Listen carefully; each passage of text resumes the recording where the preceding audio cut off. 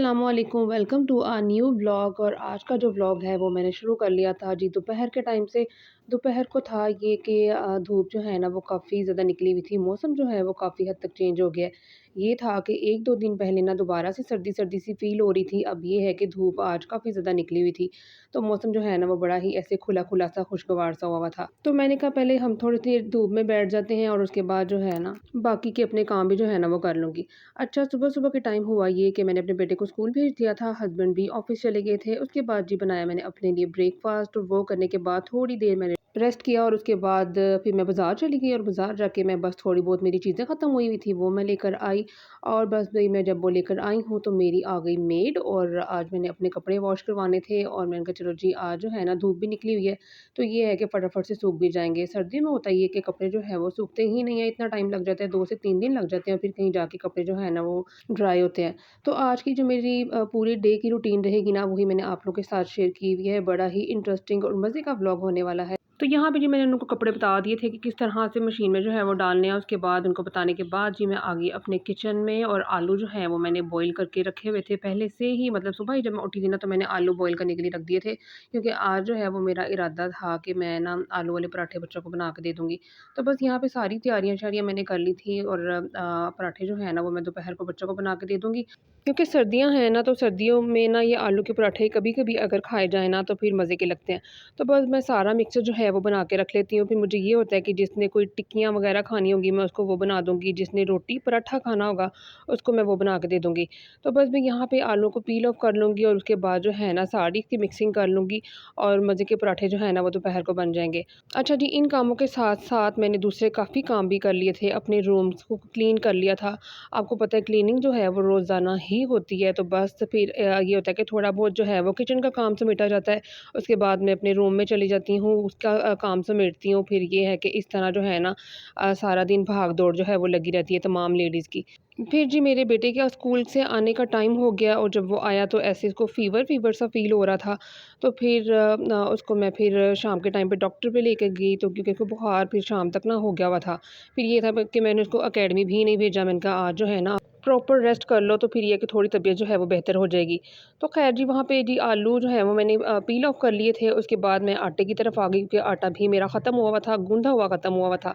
तो मैंने कहा चलें जी लगते हाथ जो है ना ये वाला काम भी कर लेते हैं। क्योंकि जब आप रोटी बनाने के लिए खड़े होते हो और आपको उस टाइम पता लगता है कि ओए होए आटा तो गूँधा हुआ ही नहीं है, तो गूँधने वाला है, तो फिर भई बस भी बड़ा फिर ना काम ख़राब हो जाता है। तो फिर ये है कि सुबह-सुबह मैं हर चीज़ देख लेती हूँ, जो-सी मेरी चीज़ ख़त्म हुई हुई है, जो-सी कम हुई हुई है, फिर वो मैं कि ये कि पूरा कर लेती हूँ, ताकि फिर ये ना हो कि मुझे जब भी किसी की भी चीज़ की ज़रूरत हो, बच्चों को जब भी किसी भी चीज़ की ज़रूरत हो, तो ये ना हो बाद में मुझे अवेल ही ना हो।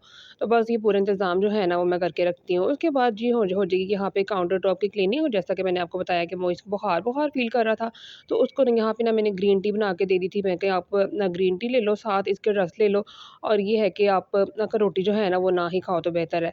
और आज जी बच्चों का रिज़ल्ट आउट हुआ था, मारूफ़ का, अज़ान का और ज़ियान का। उसका भी एक छोटा-सा मज़े का क्लिप जो है ना वो मैंने इस वीडियो में ऐड किया है, तो वो मैं आपको दिखाती हूँ आगे जाके। चलो बेटी क्या आई हो आप? फर्स्ट। फर्स्ट आई हो। ज़ियान? हाँ। थर्ड। आप थर्ड? और रज़ान? धांधली हो गई। धांधली हुई है? थर्ड आए हो। अच्छा, अल्लाह माफ़ करे। कितने प्यारे-प्यारे लग रहे हैं ना? दिखाएं। जी, ये थर्ड पोजीशन ये पकड़े। दिखाएं आप मुझे। मेरा थोड़ा सा हैवी है क्योंकि मैं फर्स्ट आई हूं, बड़ा भी है। वो बेटा पोजीशन में आए फर्क होता है ना थोड़ा। अच्छा, ये क्राउन ये देखो मेरा वाला कौन सी कार है? Super car. दिखाओ, ये पकड़ो। मेरी संभालिए, एक गिफ्ट भी रखा हुआ है, संभालिए। मेरे 100 गिफ्ट आएंगे बाहर से। 100 गिफ्ट आएंगे बाहर से? आपके लिए 5, और आपके लिए कितने आएंगे ज़ियान? आपके लिए कितने आएंगे? 1 मिलियन। 1 मिलियन? चलें ठीक है। तो यहाँ पे जी बच्चों ने माशाल्लाह ले ली थी पोजीशन। एक आई थी फर्स्ट, और 2 बच्चे जो हैं वो आए थे थर्ड, और बस भी बड़े हैप्पी हुए थे और कह रहे थे कि हमने जो है ना आपकी वीडियो में आना है। तो बस उसके बाद जो है ना उनके थोड़े बहुत मैंने क्लिप लिए हैं और बच्चे जो है वो बड़े ही खुश हो जाते हैं जब उन पोज़ीशन ख़ास तौर पे जब आती है ना तो बच्चे बड़े हैप्पी हो जाते हैं। तो बस भई बच्चों के साथ थोड़ा-सा टाइम स्पेंड करने के बाद मैं आ गई थी दोबारा से किचन में और मैंने कहा चलिए जी अब आटा जो है वो गूँध लेती हूँ और गूँध के ना इसको फ्रिज में रख देती हूँ। वैसे तो अगर आपने आलू वाले पराठे बनाने हैं ना तो फिर ये है कि जब आटा पड़ा हो ना मतलब फ्रिज का जो आटा हो उसके बड़े ही अच्छे पराठे बनते हैं, ताज़े आटे की निस्बत। तो मुझे ये था कि मैंने अभी 1-2 घंटे के बाद ही बनाना है तो मैंने कहा चलें जी मैं थोड़ा-सा आटे को जो है ना थोड़ा-सा स्टे आ जाएगा और मैं फिर आसानी से पराठे जो है ना वो बना लूँगी। बस इसी तरह से सारा दिन जो है वो गुज़र जाता है। सुबह का नाश्ता, उसके बाद दोपहर का खाना, फिर बच्चों को देखना, उसके बाद उनको अकेडमीज़ वग़ैरह भिजवाना और उसके बाद जनाब शाम हो जाती है, उसके बाद शाम की चाय वग़ैरह पीना, उसके बाद रात की तैयारी, तमाम लेडीज़ की यही रूटीन्स होती हैं और यही हम आप लोगों के साथ शेयर करते हैं और कुछ चीज़ें एक्स्ट्रा शेयर हो जाती हैं कि पता होता है कि चैनल है जनाब और कुछ ना कुछ एफ़र्ट तो करनी पड़ेंगी ना चैनल के साथ। तो बस भी यहाँ पे जो है आटा मैंने गूँध लिया था, इसको फ्रिज में रखूँगी। उतनी देर तक अब क्या करेंगे जी आलू वाली पराठे के जो है ना वो मिक्सचर बना के रख लेती हूँ। उसके बाद जी रमज़ान आने में भी थोड़े से ही दिन रह गए हैं। अब ये है कि मैंने दोबारा से ग्रॉसरी करने जाना है रमज़ान की से रिलेटेड मतलब उसकी जो चीज़ें मुझे चाहिए, जो-जो चीज़ें मैंने बच्चों को बना के देनी है, तो फिर ये है कि मैं एक साथ ही लेके रख लूँगी। फिर ये है कि मेरा एक पूरा माह जो है ना वो आराम से निकल जाएगा।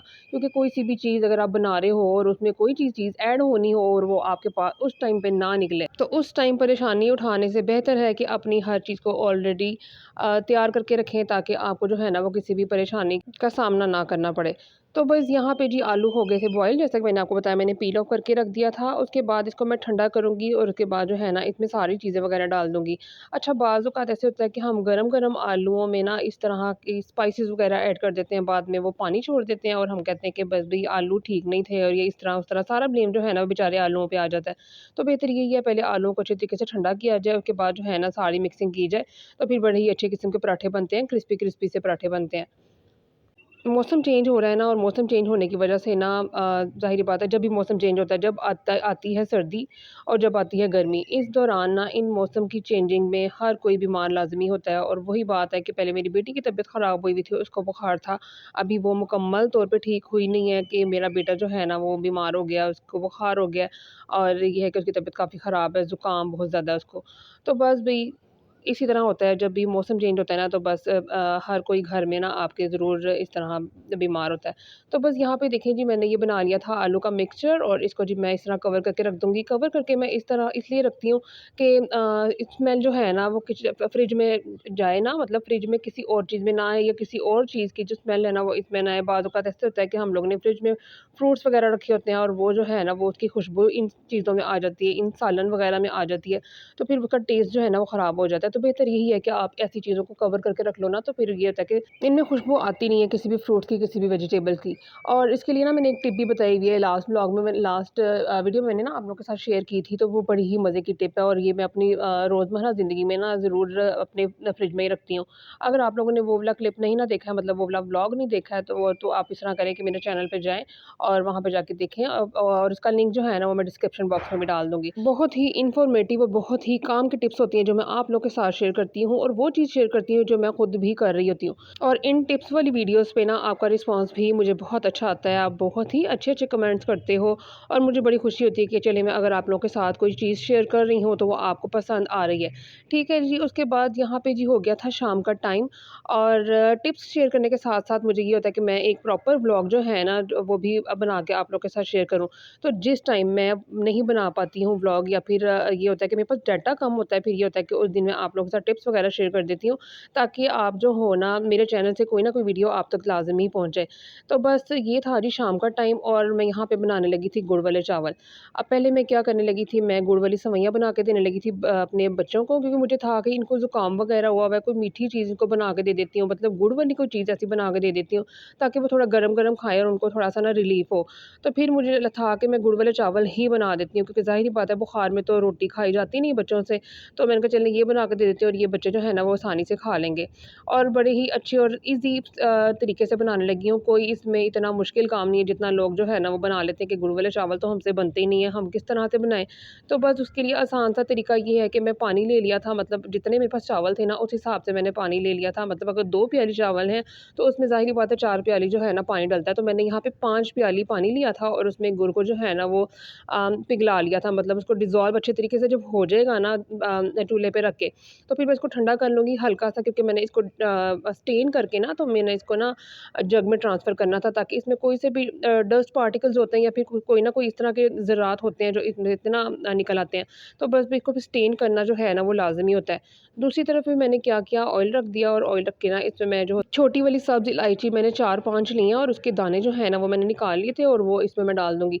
जब वो हल्की-हल्की सी इसमें कड़-कड़ की आवाज़ आना शुरू होगी ना, तो फिर ना मैं क्या करूँगी, यहाँ पे स्टेन किया हुआ गुड़ वाला जो पानी है ना वो मैं इसमें डाल दूँगी। और इस टाइम पे आके ना इतनी प्यारी खुशबू आ रही थी ना, और गुड़ का कलर भी इतना खूबसूरत था ना, आगे चावलों का कलर भी बड़ा ही मज़े का आया। तो आप जो है ना अगर इस टाइम तक मेरे ब्लॉग पे हो तो आप लाज़मी देखना, और अगर इस टाइम पे मेरे ब्लॉग तक हो और अगर आपको मेरे ब्लॉग का कोई सा भी पार्ट पसंद आया तो आप ना मेरे वीडियो को ज़रूर लाइक करना।